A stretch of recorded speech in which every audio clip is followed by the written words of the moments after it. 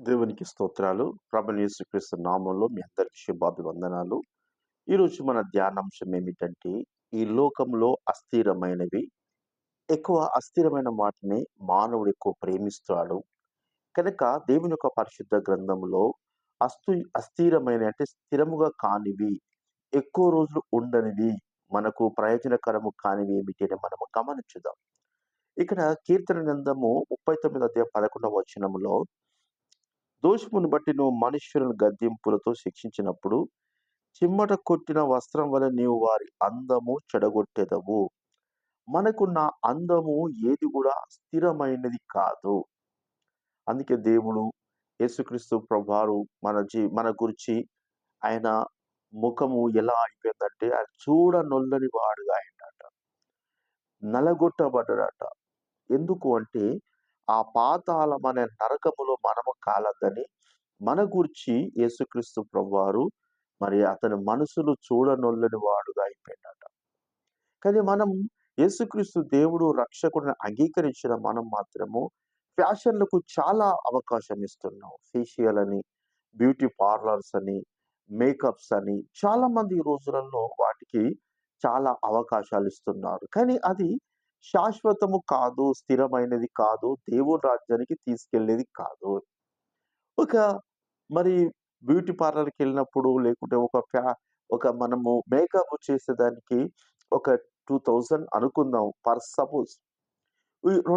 2000 మనం అనేకులకు అందంగా కనబడొచ్చు కానీ, అదే ఒక బియ్యం బస్తా మరి 2000లో ఒక నూనె ప్యాకెటు అది ఒక వ్యక్తికి సామాన్యంగా మనము సహాయం చేస్తే, వాళ్ళు మనలో దేవతలుగా, దేవునిగా గౌరవిస్తాంటారు.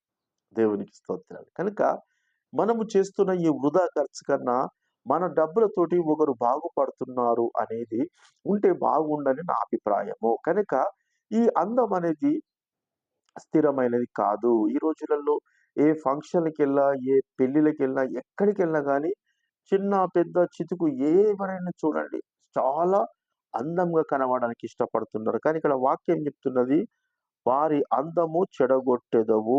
నరులందరూ వట్టి ఊపిరి వంటి వారే వారు అందానికి చాలా ప్రయారిటీ ఇస్తున్నారు. కనుక దేవుని యొక్క వాక్యము కన్నా ముఖ్యమైనది ఈ లోకంలో ఏది లేదు. అదే విధముగా 146వ కీర్తనలో 146వ కీర్తన 3వ వచనములో మనం చూసినట్లయితే 146వ కీర్తన 3వ వచనములో ఆహ్, రాజుల చేతను, నరుల చేతను రక్షణ కలుగదు. వారిని నమ్ముకొనకుడి అంటున్నాడు. అంటే చూడండి, మనకు మనుషులు కొంతమంది ప్రమాణాలు చేస్తా అంటారు. నేను నీకు టైంకొచ్చి ఆదుకుంటా. ఏ టైంలో నాకొక ఫోను జెయి. నేనున్నాను. ఎంత రాత్రైనా నేను నీకు సాయం చేస్తా అంటారు. కానీ ఇక్కడ వారి మరి వారి ద్వారా మనకు సమయానికి మేలు జరగదు. కనుక ఇది కూడా స్థిరమైనది కాదు. అస్థిరమైనదే. కనుక మనుషుల మీద ఆధారపడక యెహోవాను నమ్ముకునివాడు ధన్యులని వాక్యం ఉన్నది. కనుక మనుషుల మీద మనం ఆధారపడక దేవుని మీద ఆధారపడాలని దేవుని యొక్క వాక్యము సెలవిస్తున్నది. ఇంకా స్థిరము కానిది సామెతల గ్రంథము 23వ అధ్యాయము 5వ వచనములో,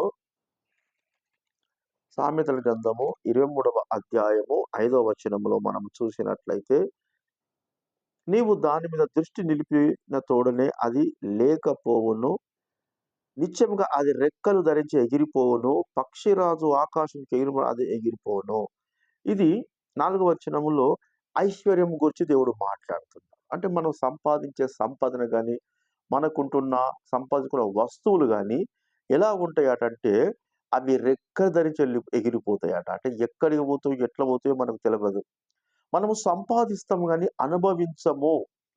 అలా ఉండిపోతాయట. కనుక దేవుని యొక్క వాక్యం అదే, పక్షిరాజు ఆకాశానికి ఎగిరిపోనట్టు అది ఎగిరిపోనంట. అంటే ఇది కూడా స్థిరమైనది కాదు. దేవునికి స్తోత్రాలు. అదే విధముగా సామెతల గ్రంథము 27వ అధ్యాయం మొదటి వచనం చూసినట్లయితే, రేపటి దినము గూర్చి అతిశయపడకుము. ఏ దినము ఏది సంభవించినది నీకు తెలవదు. అంటే రేపు అనేది కూడా స్థిరమైనది కాదు. రేపు మనము మంచిగుంటము, మంచి చేస్తాము అని ఒక ప్లాన్ చేసుకోవడం గూడా అది మనకు ఏమి సంభవిస్తదో ఎవరు కూడా తెలవదు. ఇది గూడా స్థిరమైనది కాదు. రేపు అనేది కూడా అస్థిరమైనదే. దేవుని యొక్క కృప, దేవుని యొక్క దయ ఉంటేనే, ఆయన ఆయుష్ పొడిగిస్తేనే మనము క్షేమంగా, సజీవంగా ఉండగలం. ఈ రోజులలో చూసినట్లయితే ప్రతి సినిమా యాక్టర్స్ ఉన్నారు. బాలీవుడ్ హీరోస్. వాళ్ళకు డాక్టర్స్ ఉంటారు. వాళ్ళు డ్రె వాళ్ళు సెపరేట్‌గా మనకు తాపుకోసారి వాళ్ళు హెల్త్ చెకప్ గూడా చేసుకుంటా అంటారు. అయినను ఒక్కొక్కరికి ఒక్కొక్క సమస్య, ఒక్కొక్క అనారోగ్యం ఉన్నట్టు మొన్న ఒక సర్వేలో తేలింది. కనుక మరి ఒక హీరోయిన్ కొరకు చూసినట్లయితే 'విద్య' మలయాళం యాక్ట్రెస్ ఆమె. ఆమె రాజమండ్రిలో షూటింగ్‌కెళ్ళినప్పుడు అక్కడ నీళ్లు బాగాలేక మినరల్ వాటర్‌తో స్నానం చేసిందట. అంటే అంత కాస్ట్‌లీగా చేసినా గాని ఏమైపోయింది అంటే 52 సంవత్సరాల వయసులోనే ఆమె మరణించింది. అంటే రేపు అనేది మనది కాదు. రేపుని గురించి మనము మరి దేవుడు అంటున్నాడు. దేవుని చిత్తమైతేనే మనము రేపు అనేది చూడగలము. ఇది కూడా అస్థిరమైనదే. అదే విధంగా యోహాను సువార్త 16వ అధ్యాయం 32వ వచనం మనం గమనించినట్లయితే, యోహాను సువార్త 16వ అధ్యాయము యోహాను 16వ అధ్యాయము 32వ వచనములో ఒక మాట ఉంటది. ఇదిగో మీలో ప్రతివాడును ఎవని ఇంటికి వాడు చెదిరిపోయి నన్ను ఒంటరిగా విడిచిపెట్టు గడియ వచ్చుచున్నది, వచ్చియే ఉన్నది. అంటే చాలా స్నేహము గురించి చాలామంది ఈ రోజులలో చాలా గొప్పగా చెప్పుకుంటారు. దేనికైనా ఫ్రెండ్‌షిప్ ఈజ్ ఫరెవర్. హ్మ్. ముఖ్య స్నేహితుడు, ప్రాణ స్నేహితుడు, నిజమైన స్నేహితుడు వీళ్ళే అని చెప్పేసి మనం అనుకుంటాం. కనుక యేసుక్రీస్తు ప్రభువారితోటి కూడా శిష్యులు తిరిగారు. యేసుక్రీస్తు ప్రభువారు ఆయన అద్భుతాలు చేస్తున్నప్పుడు సంతోషించిర్రు. అతను భోజనం పంచిపెడుతున్నప్పుడు వాళ్ళు గూడా భోజనం చేసి చక్కగా హ్యాపీగా ఫీల్ అయిండ్రు. మరి మీరు నాతో ఉంటారంటే చెరసాల కచ్చలని గూడా ఉంటా అని జెప్పేసి అన్నాడు. నీవే మాకు నిత్య జీవనం గూడా చెప్పారు. కానీ ఈరోజు ఏమైపోయిందంట, యేసు ప్రభువారిని విడిచిపెట్టి ఒంటరి చేశారు. కనుక మనకున్న స్నేహితులు గూడా మనం ఫంక్షన్‌లు, మనము పార్టీస్ ఇస్తున్నప్పుడు చాలా వాటి కొరకు వస్తా అంటారు. మనతో మంచిగానే ఉంటారు. కానీ ఏ టైంలో వాళ్ళు మనల్ని విడిచిపెట్టి పోతారో మనకు తెలవదు. ఇది కూడా అస్థిరమైనదే. స్థిరమైనది కాదు. కనుక అందము స్థిరమైనది కాదు. మనుషుల ప్రమాణాలు స్థిరమైనవి కావు. మనము సంపాదించే సంపద స్థిరమైనది కాదు. రేపటి దినం గూడా స్థిరమైనది కాదు. స్నేహము గూడా స్థిరమైనది కాదు. యాకోబు రాసిన పత్రిక 4వ అధ్యాయము 14వ వచనం గమనించినట్లయితే, యాకోబు రాసిన పత్రిక 4వ అధ్యాయము యాకోబు 4, 14వ వచనం. 14వ వచనంలో రేపేమి సంభవించునో మీకు తెలియదు. మీ జీవం ఏపాటిది? మీరు కొంతసేపు కనబడి అంతలో మాయమైపోవు ఆవిరి వంటివి. అంటే మన జీవం ఏపాటిది? ఒక ఆవిరైతే ఏ విధంగా తేలిక ఉంటదో, ఇప్పుడే కనబడి అప్పుడే మాయమైపోయే ఆవిరి లాంటిదట మన జీవితం.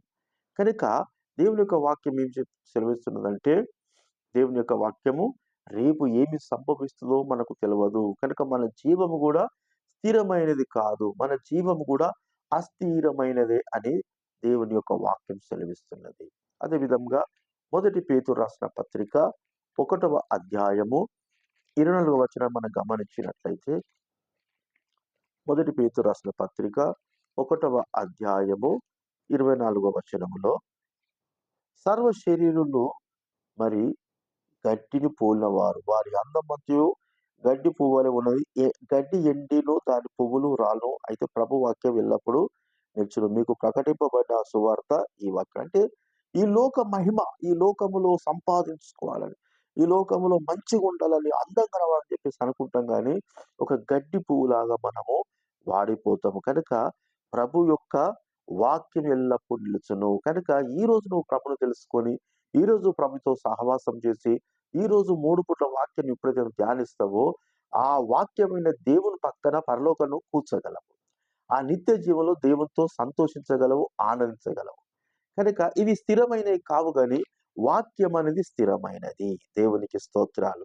కనుక మీకు ప్రకటింపబడిన సువార్త వాక్యము అంటున్నాడు. కనుక మనము విన్న వాక్యము చేతబట్టుకొని, వాక్యము అనుసారంగా ఉన్నోళ్ళు అందం మీద, మనుషుల ప్రమాణాల మీద, సంపద మీద వాళ్ళు మనసు పెట్టారు. దేవుని యొక్క వాక్యం మీద మనసు పెడతారు. కనుక మనము దేవుని యొక్క వాక్యము మరి ఎల్లప్పుడూ నిలిచుండే వాక్యము, మనము ఆ వాక్యం మనలో ఉంటే పరలోకంలో దేవుని దగ్గర నిలబెట్టే వాక్యం మనకు కావాలి. వాక్యము సంపాదించుకోవడానికి మనం ప్రయత్నం చేద్దాము గానీ, అందము కొరకు, మనుషుల కొరకు, సంపద కొరకు మనం ప్రయత్నం చేయకూడదు. అవి శాశ్వతమైనవి కావు.